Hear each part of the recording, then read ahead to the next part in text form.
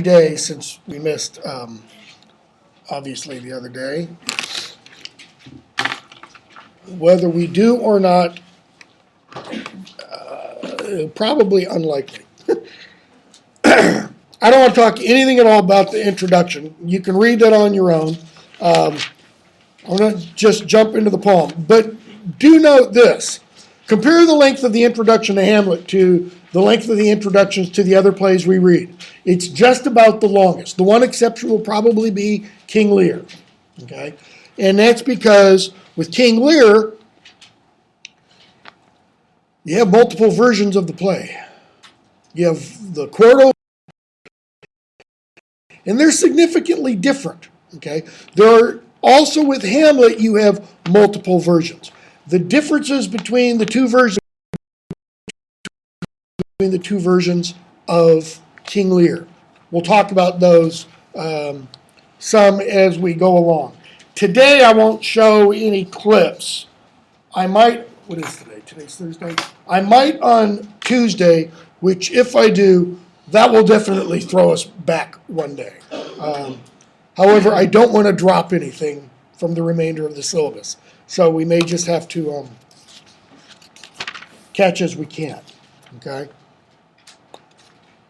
I don't remember if this is in the introduction or not. I'm pretty sure it is. But the story of Hamlet is not unique or original to Shakespeare. There is in the works of Saxo Grammaticus, okay, who was a 14th century, I believe, Danish writer who wrote a work called The History of the World, just slightly hubristic, let's say. But in Saxo Grammaticus, he mentions in terms of Danish history a character named Hamlet. This is Hamlet. Okay? He's a real character. He's a real individual. In other words, he really lived. Whether or not he really lived and experienced the kind of stuff that Shakespeare suggests, that we don't know, because we don't have all of the historical detail in order to flesh that out. We do know that prior to Shakespeare's writing this Hamlet, there was another Hamlet circulating in late Elizabethan England. That Hamlet is usually referred to as the Ur, right? The Ur Hamlet, or it's like the pre-Hamlet, the first Hamlet, the proto-Hamlet, as it were. Unfortunately, it doesn't survive. Well, nobody's found it. Doesn't mean it doesn't survive. It may be in some library somewhere, and nobody's just realized what it is. And the reason I say that is usually approximately, I would say, about every 4 to 5 years, some scholar is digging around in some library, some collection of materials somewhere in England, and this big new literary discovery is made. Either it is a lost poem, it's an unknown poem, it's an unknown play by some major author or playwright, etc. And that is because in the major collections, for example, the Bodleian Library, the British Library, the Oxford University Library, the Cambridge University Library, etc., or the libraries affiliated with Oxford and Cambridge and such, while most of the material is cataloged, sometimes all the catalog says is commonplace book, 17th century.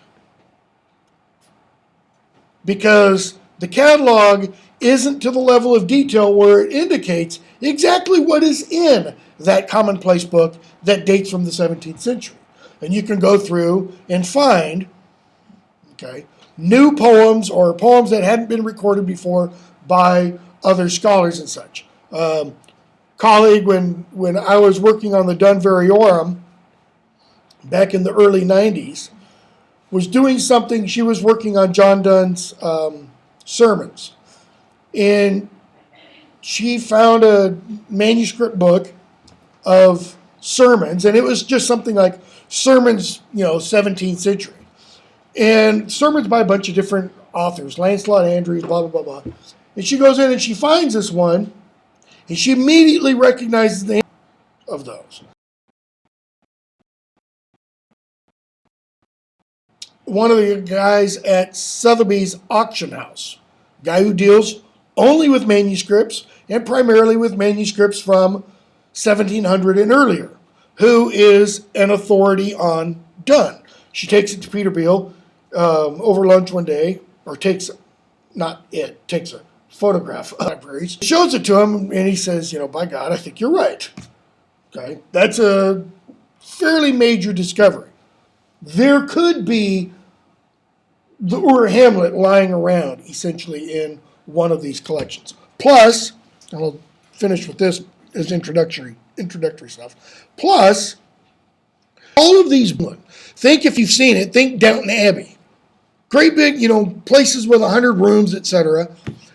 And most of them have huge libraries.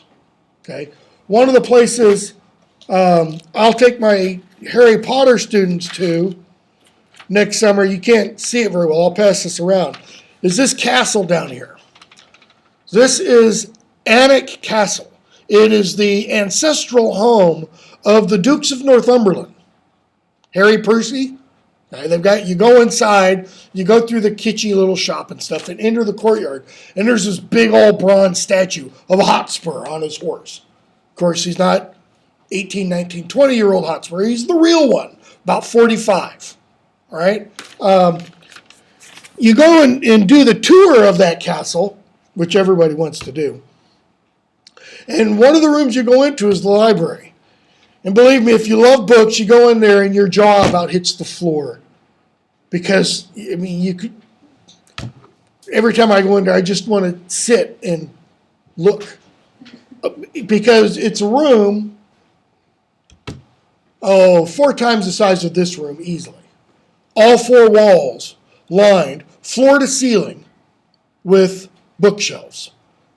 Okay? And floor to ceiling means floor to, what is that ceiling? 25 or 30 feet? Okay? Keep in mind, this castle dates from the 13th century. And it's been lived in since the time of its construction. So this library has been building ever since then. That is, books have been added to it, things like that. That's just an example of the kinds of libraries these manor houses have, many of which have not been cataloged. Okay? So, we open with Hamlet, page 1097. We get our list of characters, our dramatis personae. And the play begins. Who's there? That's kind of a profound question. Who's there? Is it simply Bernardo asking Francisco, is that you? On a very literal level, yes, that's all it is. What about a deeper level?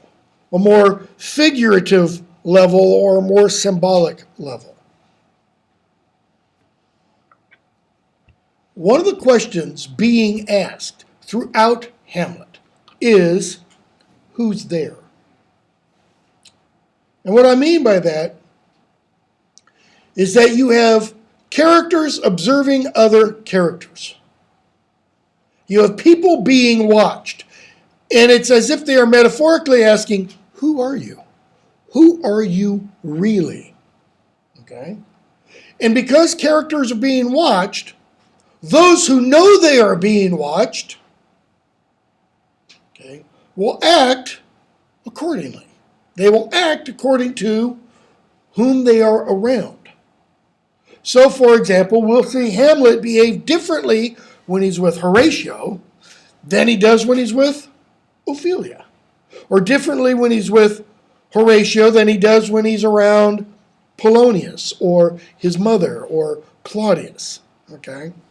So, one of the questions Shakespeare seems to be wrestling with or dealing with throughout the play is this issue, somewhat at least, of identity. Okay? And tied to that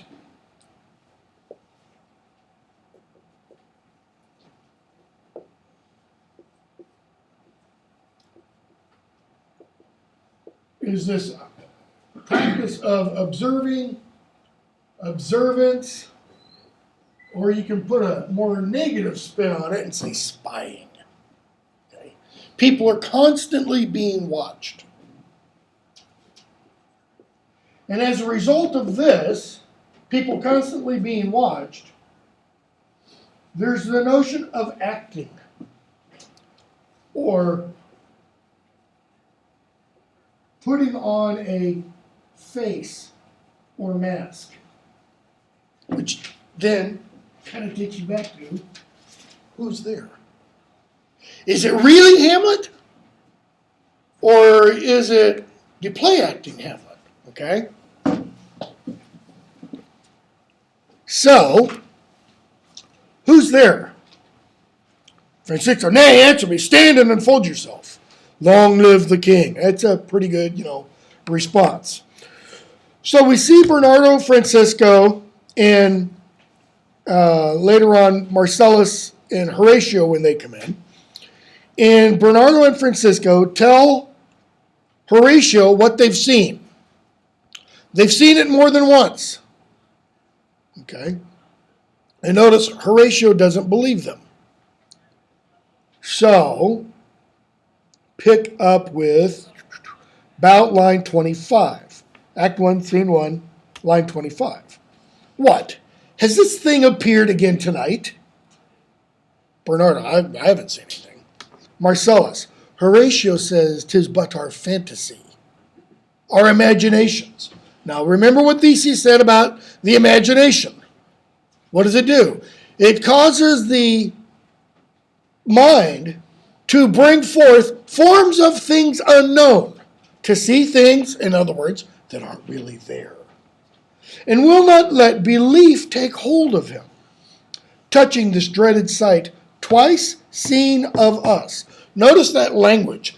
Belief take hold. He doesn't say that belief is something that Horatio puts forward. Okay? In other words, it's like belief comes from outside. Therefore, I have entreated him along with us to watch the minutes of this night, that if again this apparition come, he may approve our eyes. In other words, he will see it with his own two eyes and speak to it. So Marcellus says, we've seen this thing twice now. Okay?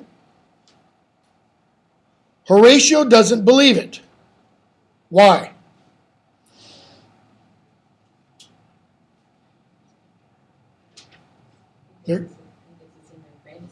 Okay.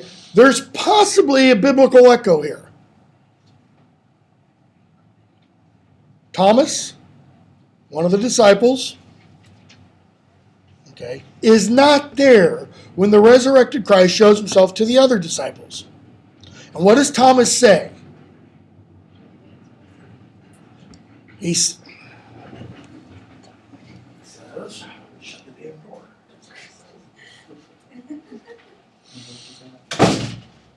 He says, unless I see him with my own eyes, put my hand in the hole in his side, put my finger in the hole in his hand, I will not believe. Okay, this is a week after the resurrection. He feels a tap on his shoulder, and there's Christ standing right there. And he says, Thomas, come on, you said, so put it, all the way through. Put your, yeah, that's my heart, that tickles, And you see me. What does he then tell him? Blessed are you, for you believe because you've seen and believe, but more blessed are those who haven't seen and yet believe. Okay?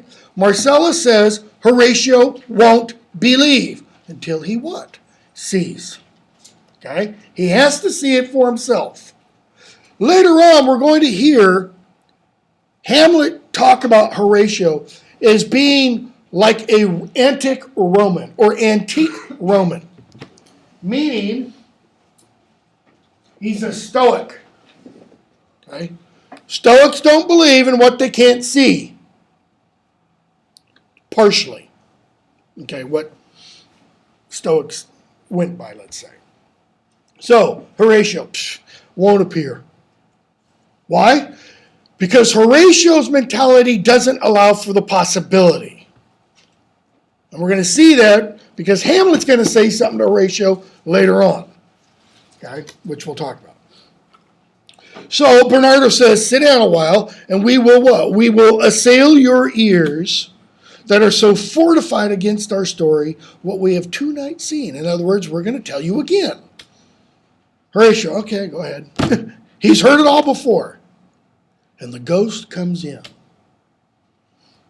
Peace, break thee off. Look where it comes again. In the same figure like the king that's dead. Thou art a scholar, Marcellus says to Horatio. What does it mean, thou art a scholar? You're a student. Because Horatio's been off at school with Hamlet. Notice what that assumes. The thou that is in front of Horatio, something. Horatio is telling us with this line, this isn't mass hypnosis. There is something physical in front of him. Okay? But he says it usurps the time of night. Why? What does that mean to usurp? Overthrow, take the place of, take the rightful place of. In other words, this ghost doesn't belong here. Well, it kind of does. Where do ghosts belong? Grave. Yeah, where they belong. Spirits in the other place. Okay? Marcellus, it is offended. See, it stalks away. The ghost goes away. Horatio, before my God, I might not this believe without the sensible and true avouch of mine own eyes. True avouch means the true vouching for, proving for, of mine own eye. Okay? Another big theme, and it's related to this. We'll call it 2A. Appearance versus reality. Okay? One of the themes Shakespeare just loves because he deals with it constantly throughout the plays, throughout the sonnets, etc. Okay? So they keep talking. Horatio says, it looks just like the king. And so Marcellus finally asks, why are we having all these preparations for war? Why are we required to walk the castle at night? And Horatio says, our last king, whose image even but now appeared to us, was, as you know, by Fortinbras of Norway. And he goes on and gives us this long speech. Why does Shakespeare give us this speech? What purpose does it serve? Background. It's exposition. We have to understand why there is conflict between Denmark and Norway. Okay? He doesn't have a crawl to tell us in the way Lucas did. Exactly. He doesn't have, a long time ago in a country far, far away, Nor does he have a voiceover or something like that, and he doesn't use a prologue. So, they keep talking, and Horatio says, I think the ghost is come to inform something about what is currently happening. And then Bernardo says, I think it be no other but e'en so. Well may it sort that this portentous figure comes armed through our watch so like the king that was and is the question of these wars. In other words, the ghost coming is a portent. Why? Well, that's one of the things you can reasonably expect a ghost to do, is warn you about something, some peril. What kinds of things are portents? eclipses, comets, meteor showers, Two-headed calves. two-headed calves, you know. In other words, oddities, things that don't happen every day. The ghost of the dead king walking upon the grounds, that's not something you see every day. It would be like, put it in a modern context, JFK starting to stroll the grounds of the White House. Okay? That would be portentous if it became known to the president. He'd kind of, okay, what's going on here? So, Horatio, a mote it is to trouble the mind's eye. A mote. Notice, not a beam, a mote, a little speck of dust. In the most high and palmy state of Rome, a little ere the mightiest Julius fell, the grave stood tenantless, and the sheeted dead did squeak and gibber in the Roman streets. As stars with trains of fire and dews of blood, disasters in the sun. And the moist star upon whose influence Neptune's empire stands was sick almost to doomsday with eclipse. So Horatio is recounting a series of portents before Julius Caesar was assassinated. And he's drawing a comparison between that time and this time. Okay? Loft, so, soft, behold, lo, here it comes again. The ghost comes back out. Horatio tries to speak to it. It goes away. So, Bernardo, about line 153 or so. It was about to speak when the cock crew. And Horatio says, and then it started like a guilty thing upon a fearful summons. A guilty thing upon a fearful summons. The implication is that it's guilty because it's overstayed its time. And the summons is saying, time to... I have heard the cock that is the trumpet to the morn, doth with his lofty and shrill sounding throat awake the god of day. And at his warning, whether in sea or fire, in earth or air, the extravagant and erring spirit hies to his confine. Well, what is the confine of the extravagant and erring spirit? If we talk about A Midsummer Night's Dream, it's the fairy realm. Okay? Remember, Oberon says, theirs is the time of night. He, because he has influence with the goddess of the dawn, with Aurora, he is able to stay even out until after the break of day, but he can't stay out until the sun is shining. Okay? So, Horatio says, we've got to tell Hamlet and have him watch with us the next night. So that's our opening scene. The dead king's ghost comes, and everybody who sees it takes it to be a portent. And then we get Act 1, Scene 2. And you've probably seen, if you've seen a film of Hamlet, there are obviously a variety of different ways of doing this. Kenneth Branagh's version of this, you know, you have this huge cathedral almost like room and people dressed to the nines and trumpets blaring, etc. Okay. Other ones kind of do it a little bit more subdued.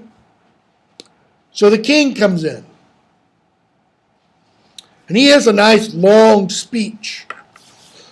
What is he telling us in this speech?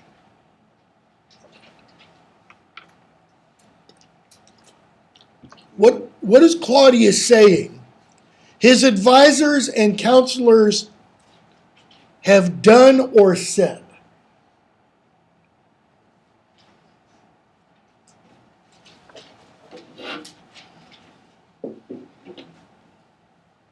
Well, listen to him.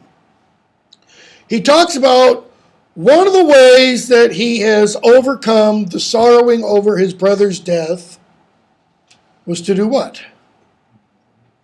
He married his wife. That is, his brother's wife. What is that an example of? It's incest. Okay? It's incest. He married his brother's wife. How quickly was this? I mean, was this 5 years later? I don't know if the next day or something. Well, not quite the next day, but it was anywhere from a month to 4 months. Hamlet at one point will say, not a month, or barely a month. And Ophelia will say, nay, 'tis twice 2 months.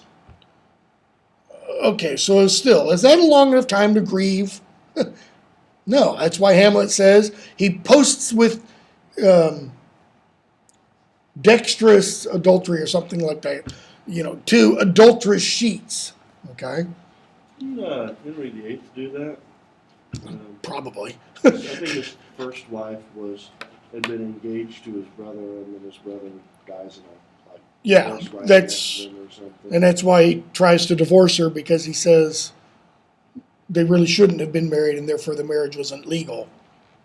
Surely there are people watching this who know that. I mean, when this was performed, it wasn't a secret or anything. When was this performed? I'm drawing a blank on the date. I want to say it's either 1601 or 1603.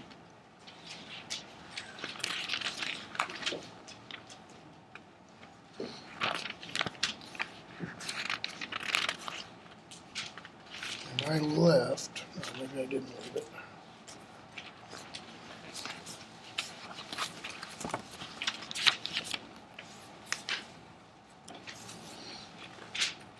Hold on a second.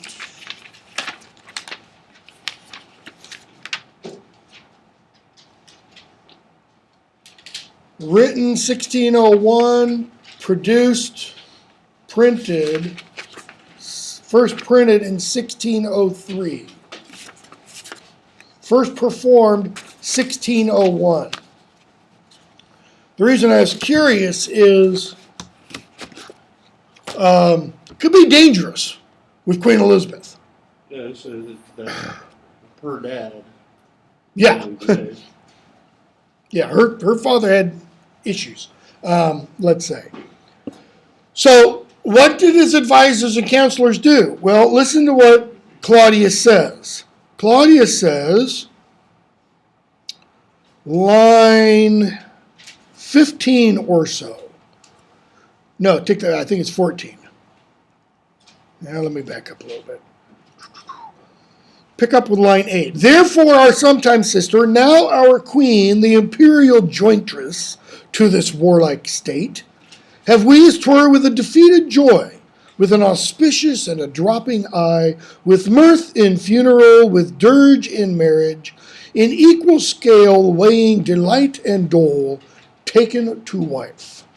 Okay. We, the royal we, have done that. Nor have we herein barred your better wisdoms. Why? Which have freely gone with this affair along. He is saying, none of you said no. You all approved of this. Okay? What's that his way of saying or doing? If there's anything wrong with this, none of you guys said so. Yeah. Okay. For all, thanks. Thank you for going along with this. Now it follows that you know, and he goes on and tells us about young Fortinbras of Norway, son of the previous king of Norway, who was killed by Hamlet Sr., is now raising a ruckus and trying to prove himself. So he says, I've got to send off you, Cornelius, and you, Voltimand, to old Norway, okay, the grandfather, to rule in the grandson, etc. Okay? So Cornelius and Voltimand go away. Then the king addresses Laertes, son of his advisor. And now, Laertes, what's news with you? Okay, what do you want? I'll give it to you, whatever it is. And Laertes says, I want to go back off to France, to where I was studying. He says, it's up to your father, as long as your father says. And Polonius says, that's fine with me. And then he says, but now my cousin Hamlet and my son. Cousin doesn't mean literal cousin. It means family member. Okay? But then he says, and my son. Well, how is Hamlet his son? Because he married Hamlet's mother. Okay? And Hamlet gives us this little aside. A little more than kin and less than kind. Now, most editions, I'm kind of surprised that you don't see it here, most editions put in parentheses aside. That's a stage direction. Telling Hamlet, the actor portraying him, to look to the audience and kind of say out to them, a little more than kin and less than kind. Why? Because the people on the stage aren't necessarily supposed to hear that. That's Hamlet letting us in on something that Claudius doesn't know. But what does it mean? More than kin, how? Not just vaguely related to each other, but really close and specifically related to each other. Maybe too close. Okay. You're my uncle and stepfather and king. Okay. And less than kind. Okay, does it mean kind, unnice? You're not nice to me? That's one meaning. In the Renaissance, however, that word kind had another meaning. And we still have it today when we ask, what kind of car do you have? Or puppy or whatever. What does this mean? Type. Or what nature of car do you have? What nature of puppy? So by kind, when he says and less than kind, he means less than natural. In other words, if you're a young Frankenstein fan, abnormal. A little more than kin and less than kind. That is, our relationship is now unnatural. It's not what it should be. Why? Because you're sleeping with my mother, who is your dead brother's wife. King, how is it that the clouds still hang on you? He's like Eeyore. Wherever Hamlet goes, little rainstorm over his head. Not so, my lord. I'm too much in the sun. What's that mean, too much in the sun?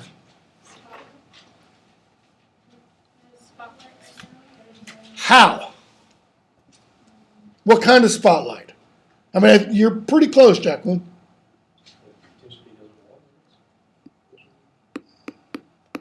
What's the son of the kingdom? The king. The king. I mean, Louis XIV called himself the Sun King. Okay? He is the king is the sun around which everything else revolves. So when Hamlet says, I am too much in the sun, he means I'm too close to you. Okay? Good Hamlet. Mother dearest speaks. Good Hamlet, cast thy nighted color off. Nighted color. What's he wearing? I almost did this today. All black. Head to foot. Okay? And let thine eye look like a friend on Denmark. Do not forever with thy veiled lids seek for thy noble father in the dust. Thou know'st 'tis common, all that lives must die, passing through nature to eternity. Okay, let thine eye look like a friend on Denmark. Do not forever with thy veiled lids seek for thy father, noble father in the dust. Why does she say Hamlet is looking for his father in the dust? What is his behavior? Moping. Okay, he's looking down. Every time he walks anywhere, he's like this. Okay? He's looking at the ground. That's why she says the comment about do not forever with thy veiled lids, because how to do his eyes appear to those who are out here like they're closed. Okay? And then she kind of, she's stuck the knife in, and now she kind of gives it just a little twist.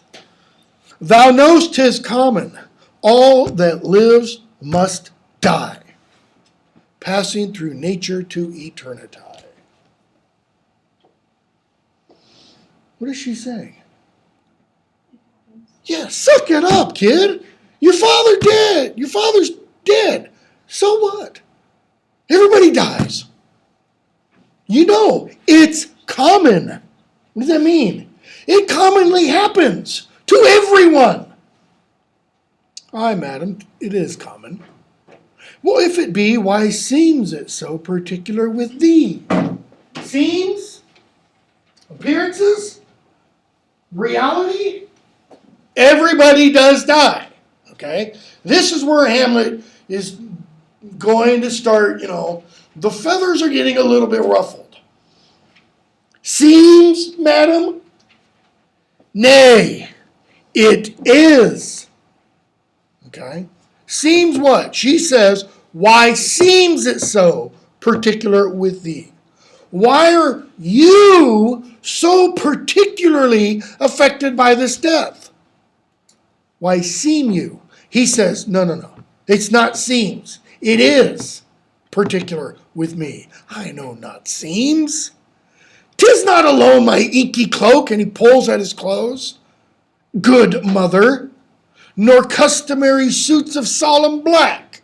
Customary, that's all he wears. Nor windy suspiration of forced breath. That's what Hamlet does. He walks around looking at the ground, sighing. Not because he's some Petrarchan lover. He's sighing because he misses his father. Okay? No, nor the fruitful river in the eye. He's crying a lot. Nor the dejected behavior of the visage. His face bears sorrow in it. Together with all forms, moods, shapes of grief that can denote me truly. He says all of these aspects cannot denote me truly. Notice, denote. What's the difference between a denotation and a connotation? The literal meaning and the figurative meaning. Exactly. Okay? These things can't tell you literally what is inside. Why? These indeed seem, for they are actions that a man might play. Anybody can wear black. Anybody can walk around going, anybody can have a sad face. Anybody, if they're a good actor, can make tears come at will. No. I have that within which passes show. In other words, it's real. It's not seems. These, all the things he's talking about, these, but the trappings and the suits of woe. Now, what has he just told his audience? Meaning Claudius, the queen, Laertes, Polonius, and whoever else is around.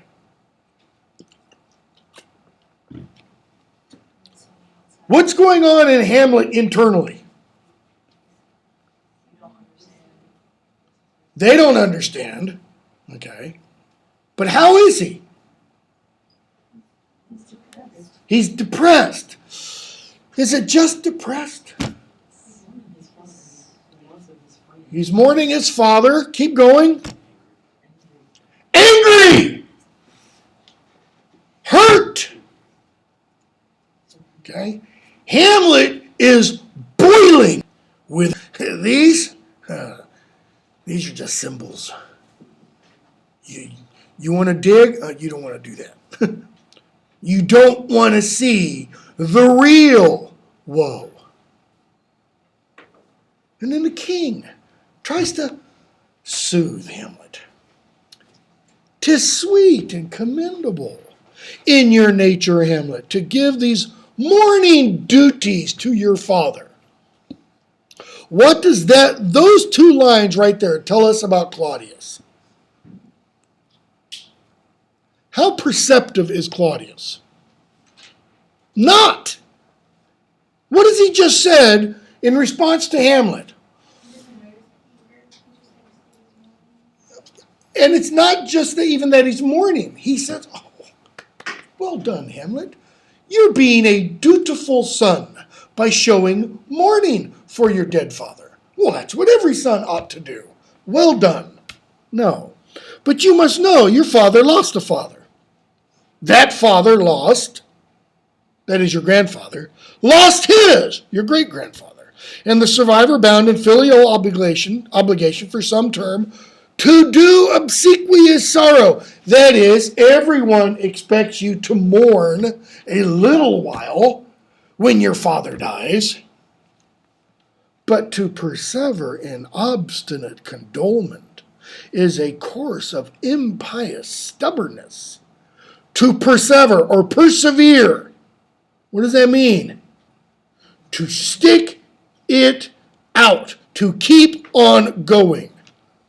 In what kind of condolement or sorrow? Obstinate. He is saying, Hamlet, you're not letting your emotional nature take its course, because your emotional nature should be beyond this grief by this time.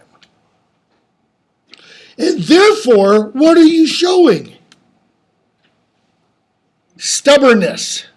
But what kind of stubbornness? Impious. It goes against heaven. What you are doing, he is saying, goes against God. 'Tis unmanly grief. Woo! Now he's getting personal. Now you're acting like a woman. It shows a will most incorrect to heaven, a heart unfortified, a mind impatient, an understanding simple and unschooled. I mean, that's not a double-barreled shotgun. That's an automatic rifle. He's just shot Hamlet repeatedly. What has he said? Unmanly grief, a will incorrect to heaven, you're going against God, a heart unfortified, you have a weak heart, a mind impatient, that is, you're unwilling to suffer, an understanding simple means, duh, kind of like that, and unschooled, you've not been taught well. For what we know must be, and is as common as any the most vulgar thing to sense, why should we in our peevish opposition take it to heart? Now translate that to modern English. What we know must be. Whatever happens, that is which must be. And if we take it to opposition, he says, that is, if we oppose what must happen, it shows a peevish heart.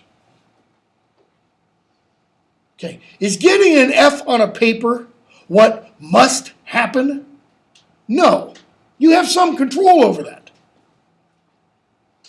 Is getting struck by a car? That's a bit different, because you don't have any control over the other person. Okay? So Claudius seems to be saying that whatever happens, we just roll over and say, que sera, sera. Whatever must be, must be. And we don't take it to heart. Okay? Now that is the idea of the Stoics. The Stoics taught you don't get upset with what happens. The Stoics taught you maintain your mental and emotional level on a level. You don't get up too high, and you don't go down too low. You try and stay on an even keel, no matter what happens. Somebody kills your wife. That's okay. It's what must happen. Somebody rapes your daughter. It is what must be. Somebody kills your father. His father died too. Okay? That's the idea. 'Tis a fault to heaven. A fault against the dead, a fault to nature, to reason most absurd, whose common theme is death of fathers, who still hath cried from the first court till he that died today, this must be so. Right? Everybody must die. Does that mean we have to accept death? And by accept, I don't mean accept in the sense that I too will die. Memento mori kind of a thing. I mean accept it and say, oh, it's okay. It's how it was meant to be. No. See, that's the problem with Claudius' speech. Claudius wants to imply this is how it was all supposed to be. Anecdote, separate from Hamlet, but it kind of emphasizes the point. Back in the 1970s and early 80s, there was a TV show called MASH. You've probably seen it on reruns. There was one episode where Alan Alda's character, Hawkeye, gets a guy in the operating room table. There's all hell going on because wounded are being brought in left and right. And he has this guy in the operating table, and the guy starts to go into cardiac arrest. Okay? Now, keep in mind, this is set in like 1953 or 52. And Hawkeye cuts him open. I mean, just stem to stern. Rips him open. Okay? And before he rips him open, he jumps up on the guy's chest on the operating table because the guy's gone in cardiac arrest. And he starts beating on his chest. And he says, fight, damn it, fight. Don't let the bastard win. Well, who's the bastard? The guy who shot him? No, it's death. Why does he, a doctor who knows what's life and what's death, have that attitude? Because it's not natural. It's not expected. Okay? It goes against everything we think ought to be. Okay? So, Claudius says, this must be so. Therefore, we pray you, throw to earth this unprevailing woe, and think of us as a father. Your dad's dead.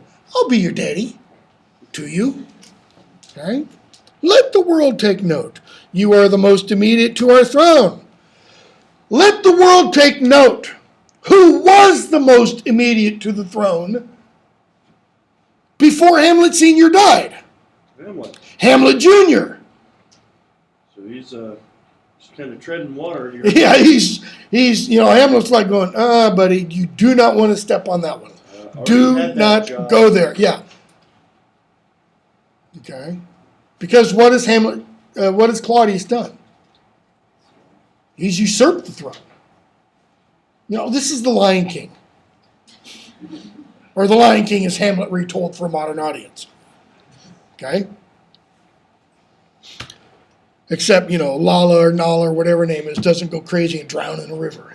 It'd probably jazz up and be a little bit better, but, it's Disney. Can't really do that.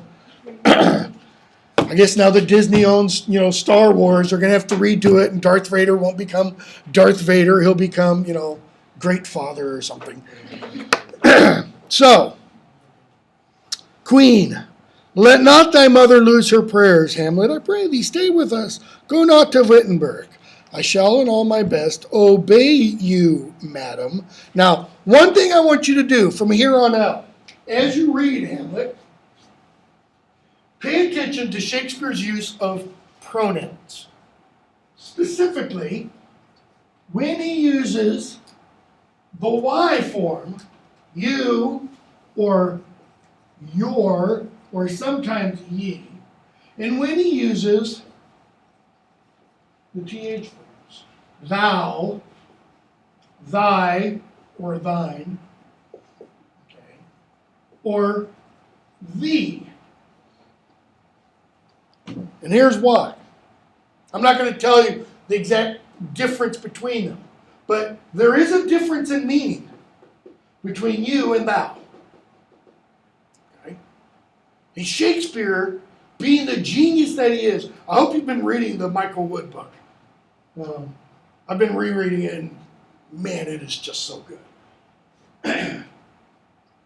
Shakespeare, being the genius he is, knows the distinction between the two forms. And throughout his plays, he plays on it.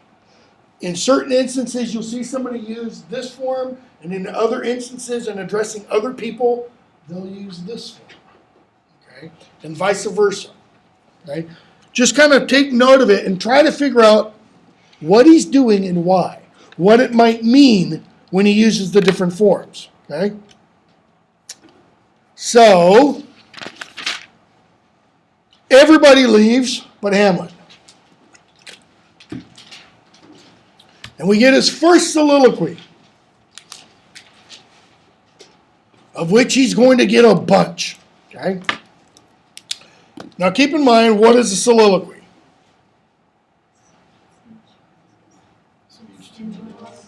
It's a speech to no one. Or, it's a speech when there's only one character on the stage. Okay? Notice that definition. Only one character. The person giving the speech. There can't be anybody else on the stage. Because what does a soliloquy tell the audience? His inner thoughts. What he really thinks and believes. All right? Oh, that this too sullied flesh would melt, thaw and resolve itself into a dew. Or that the everlasting had not fixed his cannon against self-slaughter. Oh God, God, how weary, stale, flat, and unprofitable seem to me all the uses of this world. Fie on it, fie! 'Tis an unweeded garden that grows to seed. Things rank and gross in nature possess it merely. That it should come to this. But 2 months dead, nay, not so much, not 2. So excellent a king, that was to this Hyperion to a satyr. So loving to my mother, that he might not beteem the winds of heaven visit her face too roughly. Heaven and earth, must I remember? Why, she would hang on him, as if increase of appetite had grown by what it fed on. And yet, within a month, let me not think on it. Frailty, thy name is woman.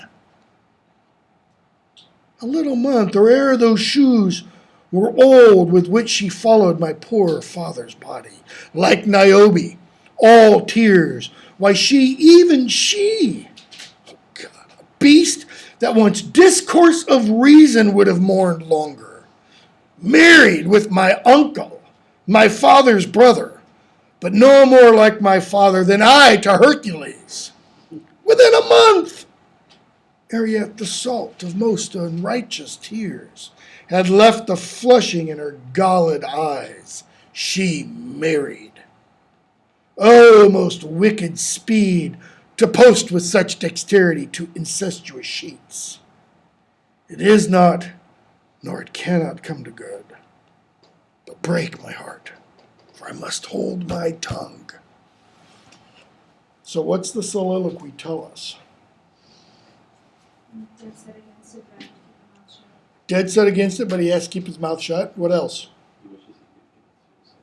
He wishes he could commit suicide. Oh, that this too sullied flesh would melt. The folio version, if I remember correctly, has, oh, that this too solid flesh would melt. Okay? The quarto has sullied. And by the principle of what is called, sorry, you can't read that probably. lectio difficilior, Latin phrase from textual criticism that means the more difficult text or the more difficult reading is likely the most authorial one. Okay? What is more difficult? Solid flesh or sullied flesh? Oh, that this too solid flesh would melt, or oh, that this too sullied. Sullied is more difficult because solid and melting, that makes perfectly good sense. Sullied, however, can still melt, because what does sullied mean? Dirty, foul, rank. Oh, that this too sullied would do what? Would melt, thaw, and resolve itself into a dew. What would the dew therefore be? Say it again. No.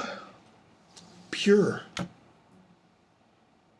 All the impurities would be gone. Notice what would be left. Like a drop of dew. Or that the everlasting had not fixed his canon against self-slaughter. This is what tells us that the world of Hamlet is a Christian society. He wouldn't use words like canon, meaning a canon law. It was a law in the church that you cannot commit suicide. If you did, two things automatically happen. One, you were not buried in hallowed ground in a churchyard. Two, you don't go to heaven. Because if you commit suicide, that is a sign of despair. Committing suicide is a way of telling God, sorry, God, my problems are too big for you to solve. Okay. That's a sin against the Holy Spirit or the Holy Ghost in the Catholic Church of Shakespeare's day. Okay? So he goes on, and from that, then talks about how rotten the world is. So again, what is this telling us about Hamlet's internal state? He's troubled. He's troubled. So that when he later on tells Horatio in just a few moments that he's going to put on an antic disposition, how far does he have to go to put on an antic disposition? How far does he have to go to act crazy? Probably not that far. Okay? So Horatio comes in, and they tell Hamlet what they've seen. Hamlet asks when, where, tells them, don't tell anybody else. I will take the watch with you tonight. Okay? They all leave again. And we get another little short soliloquy by Hamlet. My father's spirit in arms? All is not well. No kidding. I doubt some foul play. Doubt there means expect. Would the night were come, then sit still my soul. Why does he say, sit still my soul? What is his soul doing? It's bubbling. He's a volcano. He just hasn't burst yet. Wait till Act 5. Then he blows. When Hamlet blows, all hell breaks loose. Okay? Would the night were come, then sit still my soul. Foul deeds will rise, though all the earth overwhelm them to men's eyes. That is, foul deeds will rise to men's eyes. As he's going to say later on, murder will out. Chaucer says the exact same thing. A murderer cannot help but reveal himself in one way or another. Okay? So we get Act 1, Scene 3. Laertes and Ophelia. And Laertes wants to give his little sister Ophelia some advice about romance and such. And I don't want to, just because of time reasons, I don't want to read all of Laertes' long speech. But it is pretty important because what does he tell her in that long speech? Or let me back up. What does Ophelia say is her relationship with Hamlet?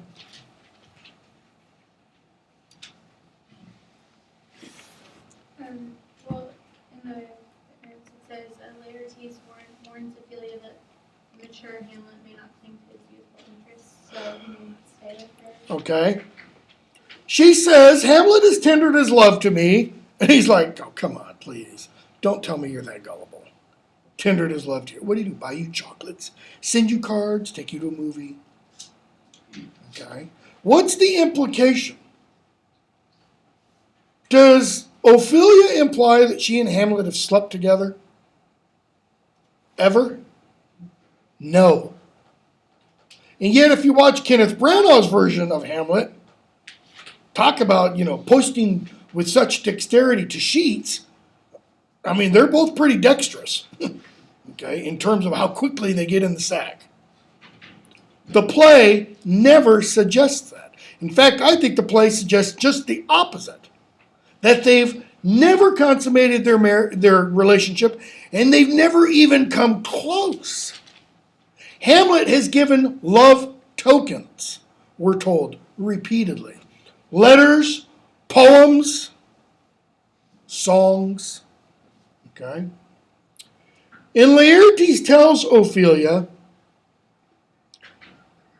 that Hamlet cannot give himself.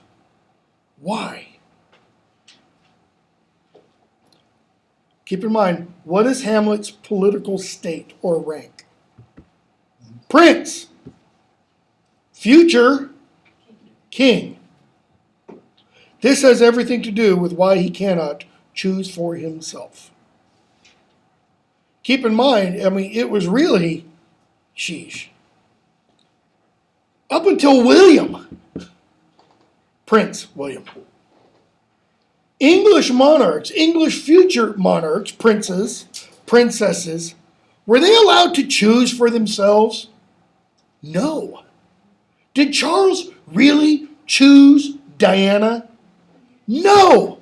If Charles had had his choice in the matter, if she hadn't been married already, he would have chosen Camilla, who he chose after Diana's death and after Camilla's husband died. Okay? Or did he die and she's just a divorcee? I can never remember. The family's so screwed up. Okay? That's how it always works. Because they can't only think of themselves. They have to think of the future of the monarchy, the state. So Laertes says, careful. Hamlet might say a lot of stuff, that he can do in his youth. But he's not his own.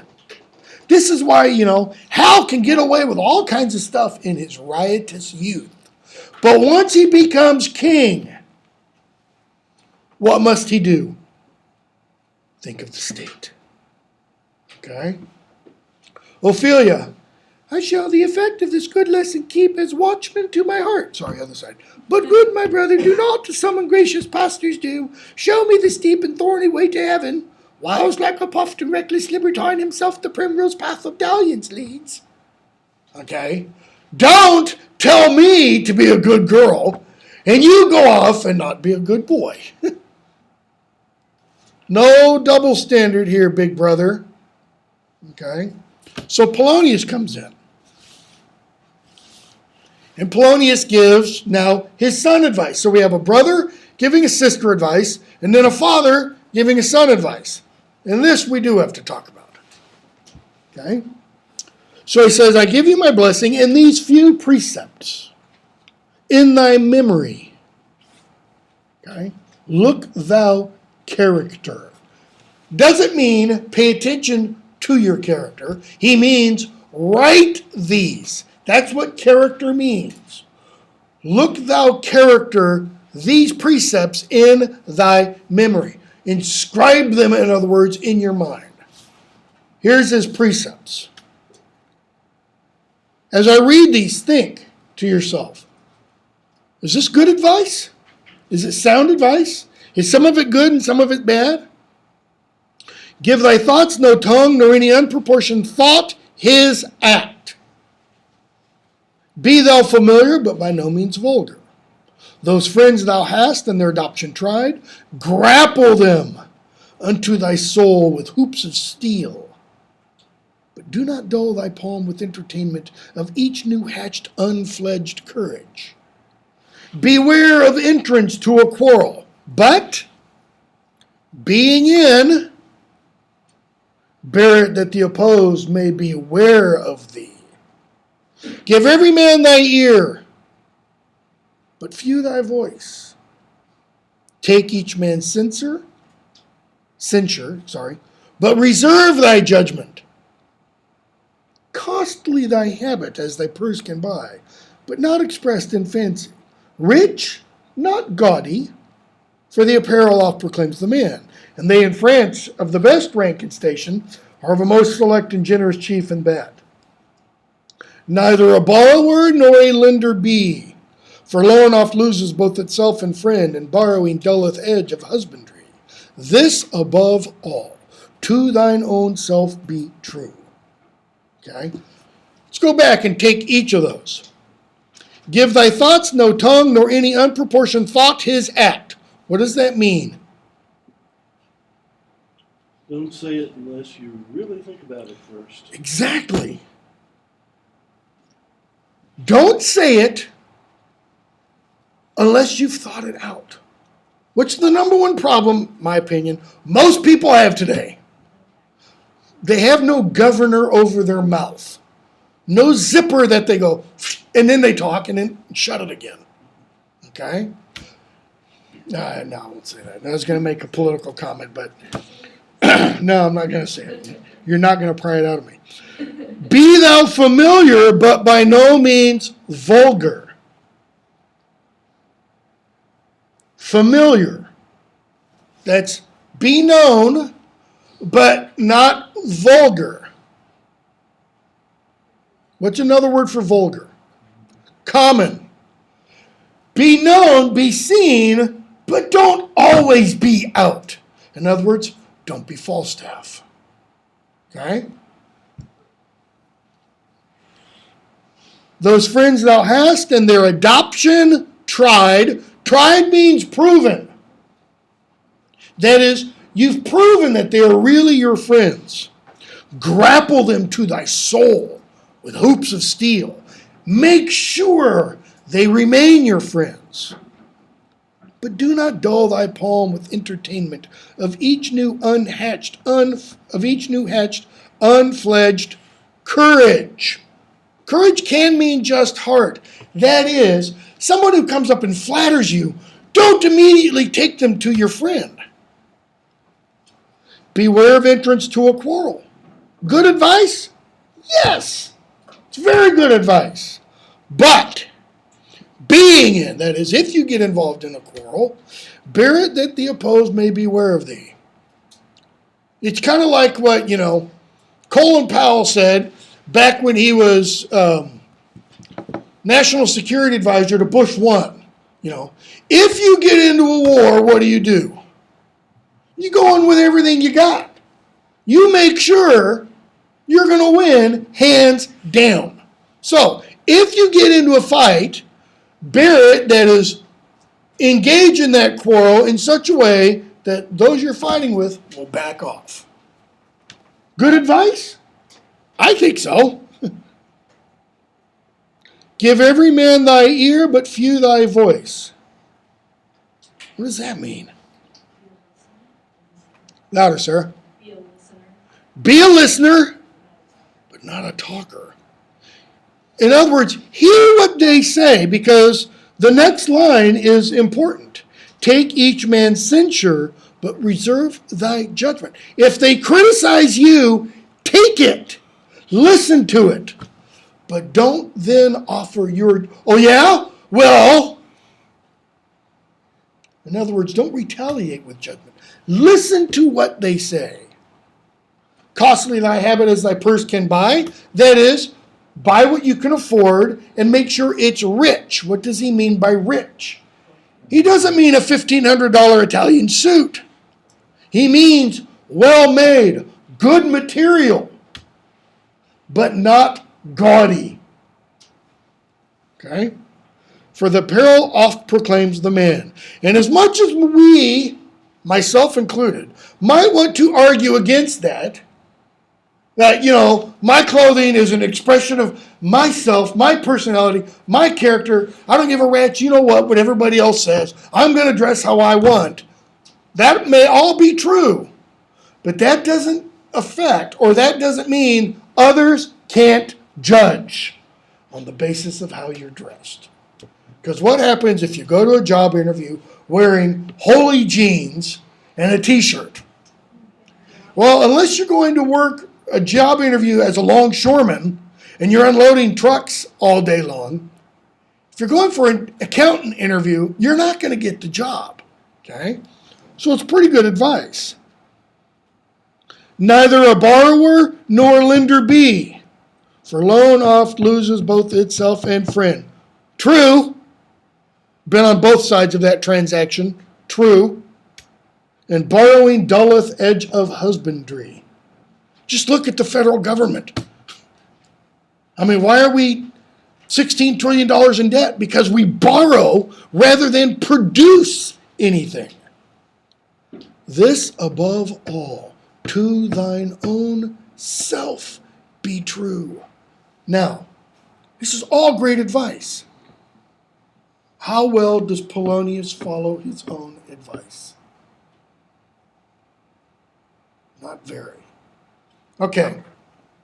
On Tuesday, when we come back, we're going to pick up